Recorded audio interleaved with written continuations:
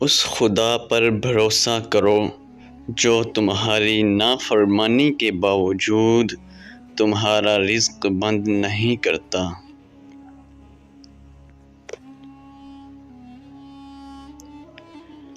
اگر دنیا میں تمہیں کبھی شدت سے غم ملے تو گھبرانا مت، میرے غم کو یاد کر لینا، تمہارے غموں کا وزن ہلکا ہو جائے گا۔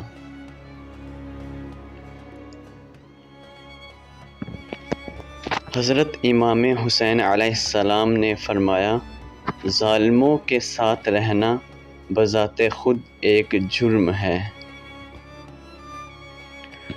اگر دنیا میں انقلاب لانا چاہتے ہو تو تہذیب نفس کا آغاز خود سے کرو، دنیا خود بخود بدل جائے گی۔